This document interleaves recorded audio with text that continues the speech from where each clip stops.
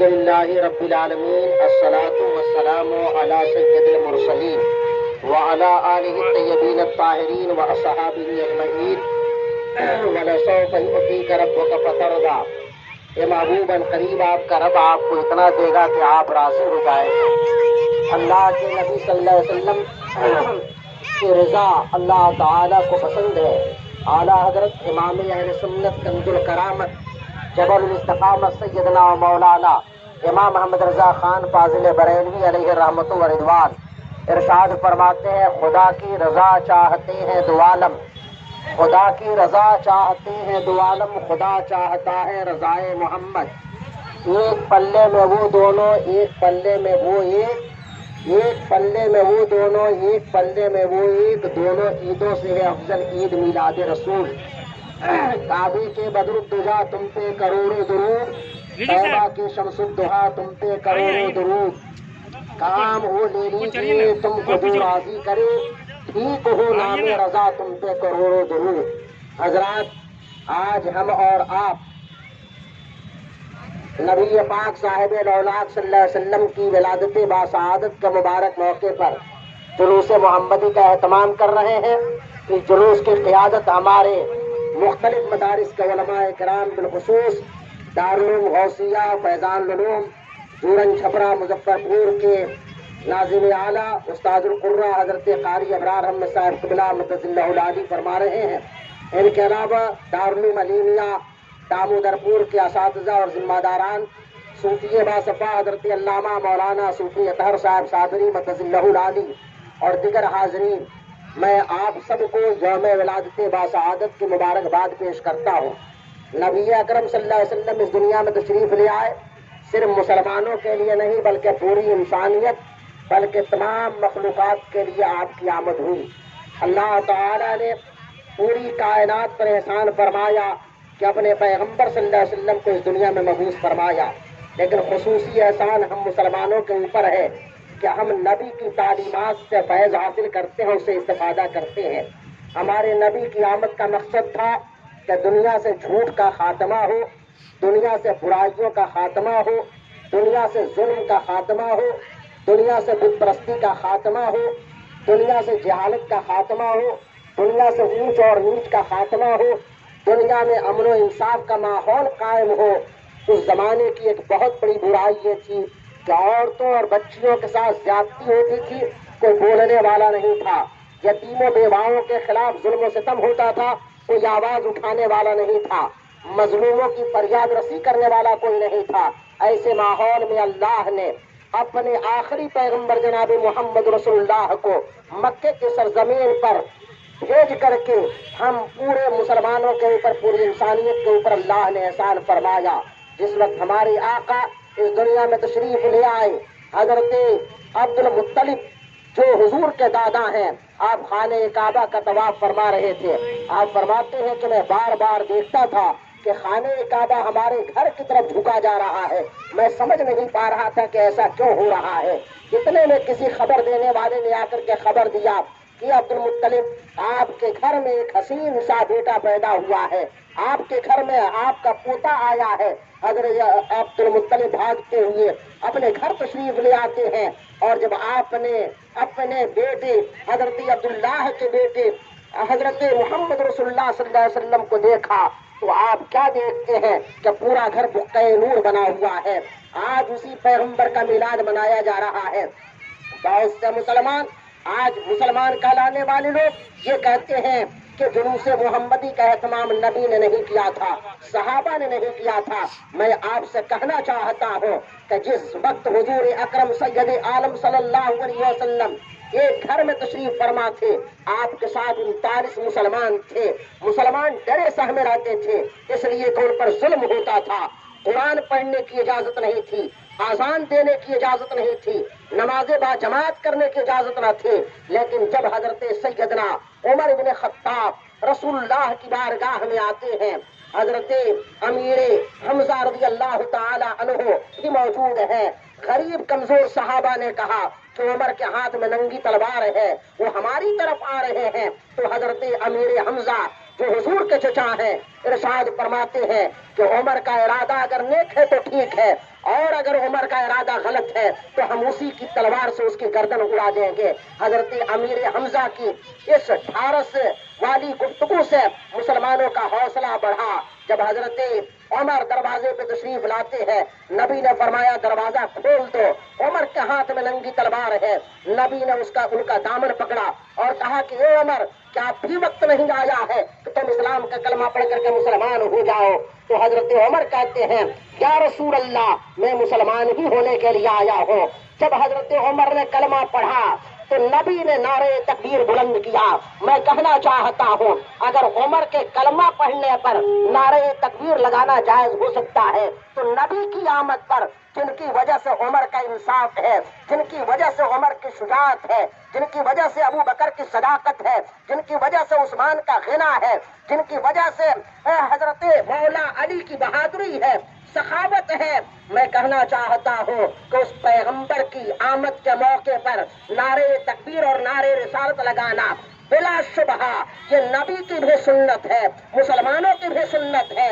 1400 سال میں کسی کلمہ پڑھنے والے نے نبی کے میلاد کا انکار نہ کیا، نبی کے جلوس کا انکار نہ کیا۔ جلوس آدمی خوشی میں نکالتا ہے، جلسہ آدمی خوشی میں کرتا ہے، کھانا آدمی لوگوں کو خوشی میں کھلاتا ہے، گھر آدمی اپنا سجاتا ہے کسی خوشی کے موقع پر۔ میں پوچھنا چاہتا ہوں کہ پیغمبر اسلام کی آمد سے آخر کون نہیں خوش ہے؟ دنیا کا مسلمان ہی نہیں بلکہ زمین کا چپا چپا، آسمان کا ہر ستارہ نبی کی آمد پہ خوشیوں کا اہتمام کر رہا تھا۔ لوگ کہتے ہیں کہ چلیے ٹھیک ہے میلاد منانا جائز ہے، لیکن اتنی لائٹیں لگانے کی کیا ضرورت ہے؟ ایک دو لائٹوں کا اہتمام کر دیتے۔ میں کہتا ہوں کیوں نہیں خدا سے پوچھتے ہو کہ آسمان میں کیا ایک سورج کافی نہیں تھا، ایک چاند کافی نہیں تھا؟ یہ لاکھوں کی تعداد میں ستاروں کی کیا ضرورت تھی؟ اللہ سے کیوں نہیں پوچھتے ہو کہ ایک آسمان کے سورج کے سامنے ان ستاروں کی کیا ضرورت ہے، ایک چاند کے سامنے ان کہکشاؤں کی کیا ضرورت ہے؟ بلا شبہ مجھے کہنے دیجیے کہ چاند کی چاندنی بھی محمد رسول اللہ کے میلاد کے دوپہر ہے، سورج کی کرنیں بھی نبی کے میلاد کی برکتوں کے سبب سے ہے۔ اس لیے مجھے عرض کرنے دیجیے کہ آسمان کا چاند اور آسمان کا سورج اور ستارے اگر نبی کے میلاد کی خوشی میں جھوم رہے ہیں تو مظفر پور کا مسلمان اپنے نبی کی یاد میں کیوں نہ اپنے گھروں کو سجائے، کیوں نہ لوگوں کو کھانا کھلائے؟ اللہ اکبر، یا رسول اللہ، یا رسول اللہ، مرحبا مرحبا مرحبا مرحبا، زندہ باد زندہ باد۔ نبی کی آمد جب ہوئی تو ساری دنیا خوشیاں منا رہی تھی سوائے ابلیس کے۔ ابلیس رو رہا تھا۔ حضرت علامہ امام ابو القاسم سہیلی کہتے ہیں کہ شیطان پوری زندگی میں 4 مرتبہ رویا۔ پوچھا گیا کہ کب کب؟ تو حضرت علامہ سہیلی فرماتے ہیں کہ ایک مرتبہ جب اللہ نے اس پر لعنت بھیجی تو شیطان رونے لگا، دوسری مرتبہ جب اللہ نے اسے آسمان سے زمین پر پھینکا تو شیطان رونے لگا، تیسری مرتبہ جب اللہ نے قرآن میں سورہ فاتحہ نازل فرمائی شیطان رونے لگا، چوتھی مرتبہ جب ہمارے آقا کی اس دنیا میں ولادت ہوئی شیطان رونے لگا۔ میں پوچھنا چاہتا ہوں آج کون لوگ ہیں جنہیں نبی کے میلاد سے غم ہو رہا ہے؟ ہندو ناخوش نہیں ہے، مسلمان ناخوش نہیں ہے، دنیا کی کوئی قوم ناخوش نہیں ہے۔ یہ جلوس صرف مسلمان نہیں نکال رہے ہیں بلکہ ہماری حکومت ہندوستان 12 ربیع الاول کو نبی کریم صلی اللہ علیہ وسلم کے عید میلاد کے موقع پر چھٹی کا اہتمام کرتی ہے۔ اس سے پتہ چلتا ہے کہ یہاں کی حکومت تو اسلامی حکومت نہیں ہے، ایک جمہوری حکومت ہے۔ جمہوری حکومت 12 ربیع الاول کو چھٹی کر رہی ہے، کلمہ پڑھتا ہے، داڑھی رکھتا ہے، مسلمان کہلاتا ہے اور کہتا ہے کہ آج کوئی خاص بات نہیں ہے، ہم کیوں دکان بند کریں، ہم کیوں کاروبار بند کریں؟ تم مناؤ نہ مناؤ، اللہ کے حکم سے پوری دنیا منا رہی ہے، اور اسی سے پتہ چل رہا ہے کہ کون نبی والا ہے، کون نبی کا دشمن ہے۔ جو نبی والا ہوگا وہ نبی کے نام کا میلاد بھی منائے گا، نبی کے نام پر سلام بھی پڑھے گا، نبی کی بارگاہ میں نذرانے عقیدت پیش کرے گا، نعرہ بھی لگائے گا، جلوس بھی نکالے گا۔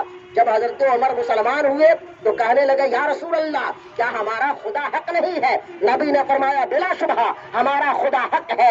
حضرت عمر نے کہا یا رسول اللہ کیا آپ نبی برحق نہیں ہیں؟ نبی نے فرمایا بلا شبہ ہم نبی برحق ہیں۔ حضرت عمر نے کہا پھر کیا ہمارا دین حق نہیں ہے؟ نبی نے فرمایا بلا شبہ ہمارا دین برحق ہے۔ تو حضرت عمر کہتے ہیں پھر ہم چھپ چھپ کے اللہ کا نام نہیں لیں گے، ہم اللہ کا کلمہ پڑھیں گے، ببانگے توحل پڑھیں گے، کہتے ہیں کہ کعبے میں چلیں گے۔ اب ایک قطار کی قیادت حضرت عمر کر رہے ہیں، دوسرے قطار کی قیادت حضرت امیر حمزہ کر رہے ہیں، بیچ میں سرکار ہے، اور اس طرح سے جلوس کی شکل میں حرم مکی میں جاتے ہیں اور وہاں جا کر کے اللہ کی عبادت کرتے ہیں۔ یہی جلوس کی شکل ہے۔